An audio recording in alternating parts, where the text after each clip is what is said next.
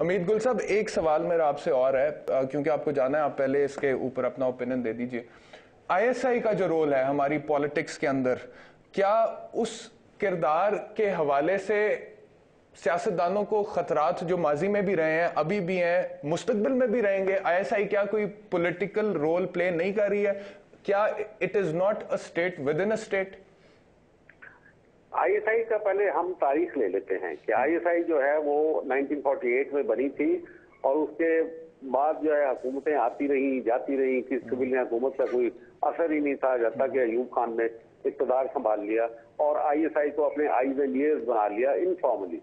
उसके बाद जब भुट्टो साहब जो एक हुकूमत आई तो भुट्टो साहब ने आईएसआई को बाकायदा एक प्राइम मिनिस्टर डिक्री, एक लेटर अभी भी पड़ा हुआ है 1975 का, जिसके अंदर भुट्टो साहब ने बाकायदा तौर पे आईएसआई को ये रोल दे दिया, सियासी रोल, एक सेल कायम करने को कहा गया। मुझे नहीं पता क्या वो सेल है या नहीं, लेकिन जो मेरी आखिरी खबर थी उस वक्त तक वो सेल मौजूद था।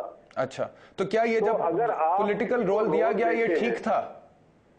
गलत था, बिल्कुल। मैंने खुद लिख के दिया जिस वक्त जुल्फिकार कमीशन रिपोर्ट बना, एयर मार्शल जुल्फिकार बेनजीर की पहली हुकूमत में, तो उन्होंने उसके अंदर जब मुझे बुलाया तो मैंने लिख के दिया, मेरा नोट पड़ा कि खुदा के वास्ते हमारी जान छुड़ा दो, हमारे हाथ पहले ही भरे हुए हैं, हम नहीं काम ये कर सकते, हमें क्यों ये दिया हुआ है। ठीक है, लेकिन जब आप खुद डीजी आईएसआई थे 80 की दहाई में, तो उस टाइम पर आपने सियासत में तो एक्टिवली पार्टिसिपेट किया एज डीजी आईएसआई, तो आज आप वापस देखते हैं पीछे मुड़ के तो आपको अफसोस होता है, रिग्रेट होता है? बिल्कुल होता है, लेकिन क्योंकि वो मैंडेट में था और क्योंकि वो हुक्म था कि आप ये ऐसा होगा, मैं किसी का नाम नहीं और लेता, मैं अपना ना, इसीलिए मैं कहता हूँ आप ट्रायल करो तो बात सामने आ जाएगी कि क्यों और कौन कौन लोग थे वो जो कह रहे थे कि आप इमरजेंसी लगाओ, आप ये करो, आप टेक ओवर क्यों नहीं करते, आपने क्या चूड़ियां पहन रखी हैं, क्या किया हुआ है आपने। अच्छा, मैं फिर वो सारे नाम बताऊंगा ना, आए ना, ट्रायल करें ना मेरा। ठीक है। अच्छा, एक और सवाल का जवाब मुझे दे दें, बड़ा इंपॉर्टेंट है। अब आपने कहा कि मुझे बिल्कुल अफसोस होता है, पछतावा भी है, लेकिन मेरी मजबूरी थी, मुझे सियासत में मुदाखलत करनी थी डीजी आईएसआई के तौर पर। हमीद गुल साहब, जब फौजी अफसरान, अभी थोड़ी देर पहले प्रोग्राम स्टार्ट होने से पहले आबिद शेर अली साहब भी यही बात कर रहे थे कि जब फौजी अफसरान रिटायर हो जाते हैं तो उसके बाद फिर पछतावे भी होते हैं, अफसोस भी होते हैं और नसीहतें भी होती हैं कि इस तरह से निजाम को दुरुस्त किया जा सकता है। लेकिन जब आप इन सर्विस होते हैं तो तब क्या आप लोगों की कोई सुनवाई नहीं होती है विद इन द इंस्टीट्यूशन, जिससे आप अपने इंस्टीट्यूशन का कल्चर तब्दील करें ताकि वो पाकिस्तान के हक में भी बेहतर हो? होती रहती है वहां पे भी, लेकिन असूल ये है कि जब कोई फैसला हो जाए तो आप उसको वे करते हैं, उससे हट के आप नहीं कर सकते। क्या आबिद शेर अली साहब अपनी मीटिंग में वहां पे तनकीद नहीं करते, लेकिन जब फैसला हो जाता है तो फिर ये कबूल करते हैं, या इनके पास ये चॉइस होती है कि आप छोड़ के चले जाएं, और अगर छोड़ के चले जाएं तो फिर जाके बाहर जाके जो पार्टियां बदल के तनकीद करते हैं अपनी पार्टी लीडरों के ऊपर, वो क्यों की जाती है।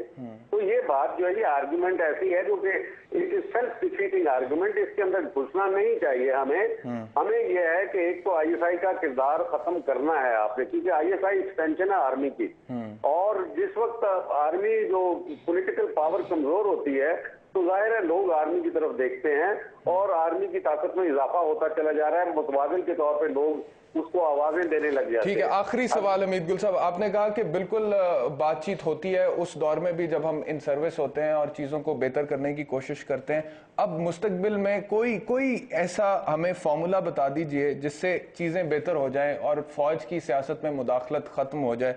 कैसे हो सकता है? कौन करेगा? एक तो अदलिया ने जो अभी फैसला कर दिया कि आइंदा कोई बीपीएसओ की तरफ फलक लेगा तो वो नाजायज होगा, गद्दारी का मुर्तकिब होगा, आर्टिकल 6A के नीचे आएगा। तो एक तो ये बहुत अच्छा हो गया, पहले ऑलरेडी हमने एक सफर तय कर लिया।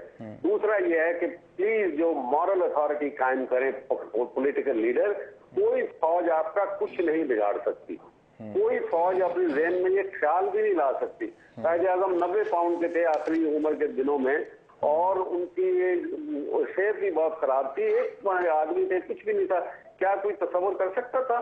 क्योंकि मॉरल अथॉरिटी इतनी ज्यादा थी कि उसके खिलाफ कोई आवाज भी बुलंद नहीं कर सकता था। ठीक है, और सियासतदानों की अभी मॉरल अथॉरिटी नहीं है, आप ये कहना चाह रहे हैं? जी बिल्कुल, तो उसका मॉरल अथॉरिटी नहीं आता। एक दूसरे को आप रोज तनकीद का निशाना बनाते हैं, किस बुनियाद पे? Moral authority. ठीक है, बहुत शुक्रिया अमीद गुल साहब प्रोग्राम में तशरीफ लाने का। Thank you so much for joining us. Insar Abbasi sahab अगर बड़ी देर से खामोश बैठे हुए हैं। इंसार अब्बासी साहब एक ओपिनियन, एक सिर्फ जवाब देना मैंने। हमीद गुल साहब को पता होना चाहिए कि सियासतदानों की मॉरल अथॉरिटी, जब DGISI नेशनल असेंबली के अंदर आए और जिस तरह तल्ख सवाल किए गए PMLN की तरफ से और भी कई लोगों की तरफ से, तो जब एक जो JUI थी, फजलुर रहमान साहब के भाई ने कोई क्वेश्चन किया, तो उसके जवाब में DGISI ने कहा कि मैं वो भी बता दूंगा जो आप हमारे साथ मिलके करते रहे हैं। तो लिहाजा हमारे पे बड़ी करेज है। जब APC हुई, ये तो मैं वैसे DGISI मैं मॉरल करेज की पार्लियामेंट में आए, पेश हुए, वजारत देने के लिए जी क्रेडिट जाता है हुकूमत को। देखिए, हुकूमत को नहीं जाता, ये क्रेडिट जाता है पॉलिटिशियंस को, अपोजिशन जमातों को, जिन्होंने बुलवाया और सख्त सवाल किए। नंबर 2, APC में मियां मोहम्मद नवाज शरीफ साहब ने तलख सवाल किए, जिस पर बड़ी लोगों को, जो प्रो एस्टेब्लिशमेंट जमाते हैं, उनको बड़ी मर्चें लगी। लेकिन बात यह है कि हमें अपने आप को अपना किबला दुरुस्त करना चाहिए। चार्टर ऑफ डेमोक्रेसी इसलिए साइन किया गया था कि फौज की तरफ सियासतदानों को नहीं देखना चाहिए।